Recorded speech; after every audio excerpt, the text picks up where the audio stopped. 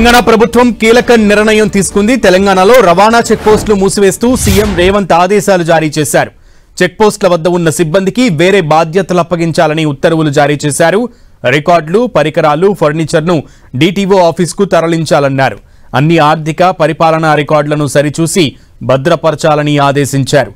వాహన రాకపోకలకు ఎలాంటి అడ్డంకులు లేకుండా చర్యలు తీసుకోవాలని, చెక్పోస్టుల వద్ద బోర్డులు, బారికేడ్లు తొలగించాలని డీటీఓలకు జారీ చేసిన ఉత్తర్వుల్లో పేర్కొన్నారు.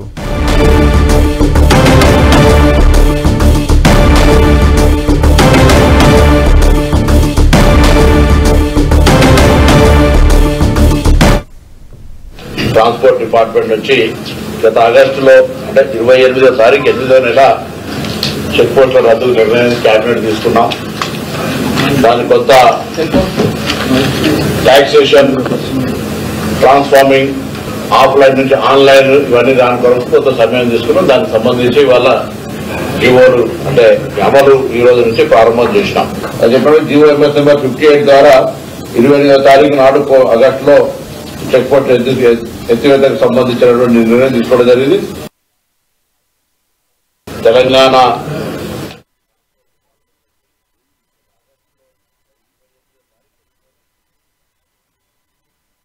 తొలగించాలని డీటీఓలకు ఉత్తర్వులు జారీ చేసింది. తెలంగాణ ప్రభుత్వం కీలక నిర్ణయం తీసుకుంది. ఇదే అంశానికి సంబంధించి పూర్తి సమాచారం మా ప్రతినిధి తిరుపతి చారిని అడిగి తెలుసుకుందాం. చారి, సునీల్, తెలంగాణ వ్యాప్తంగా ప్రధాన రహదారులపై ఉన్న చెక్ పోస్టులన్నింటినీ ఎత్తివేయాలని రాష్ట్ర ప్రభుత్వం నిర్ణయించింది. ఈ మేరకు ముఖ్యమంత్రి రేవంత్ రెడ్డి కూడా ఆదేశాలు జారీ చేశారు.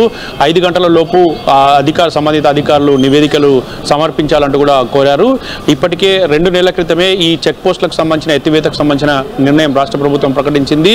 గతంలో ఉన్న ప్రభుత్వం వాహన సారథిని 10 ఏళ్లుగా అమలు చేయలేదు అని చెప్పేసి కూడా ప్రభుత్వం ఆరోపిస్తుంది. ఈ క్రమంలో ఈ చెక్ పోస్టులను ఎత్తివేయాలని నిర్ణయం తీసుకోవడంతో పాటు ఆ చెక్ పోస్టుల ఉన్న సిబ్బందిని వెంటనే ఇతర విభాగాల్లో వినియోగించుకోవాలి, అంటే రవాణా శాఖలోని ఇతర పనులకు వినియోగించుకోవాలి వాళ్ళకి సిబ్బందిని అని చెప్పేసి కూడా ప్రభుత్వం సూచించింది. అదేవిధంగా మరొక వైపు చెక్ పోస్టులు ఎత్తివేస్తూ అక్కడ చెక్ పోస్టుల కాడ బారికేడ్లు కానీ, అదేవిధంగా హోర్డింగ్లు కానీ, బోర్డులను కానీ వెంటనే తొలగించాలంటూ కూడా ఆదేశాలు జారీ చేశారు. ఇక అక్కడ ఉన్న రికార్డులన్నింటినీ కూడా వాటిని కూడా భద్రపరచాలి.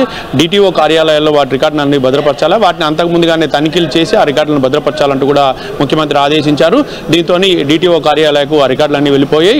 గత 10 ఏళ్లుగా ఈ చెక్ పోస్టుల వద్ద అవినీతి అవకతవకలు జరుగుతున్నాయనే ఆరోపణలు పెద్ద ఎత్తున వచ్చాయి.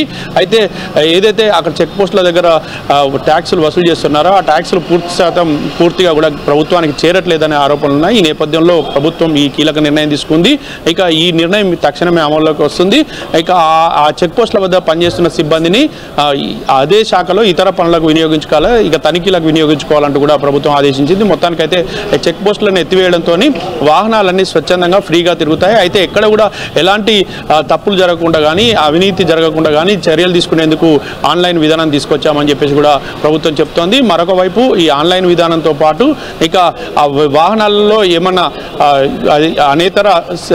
ఏమైనా తరలించే అవకాశం ఉన్నా కూడా వాటిని కూడా పట్టుకునేందుకు ఎంబీఐలు 112 మంది ఎంబీఐలను కూడా ప్రభుత్వం నియమించినట్లు కూడా ప్రభుత్వం ప్రకటించింది. సునీల్. ఓకే తిరుపతి చారి.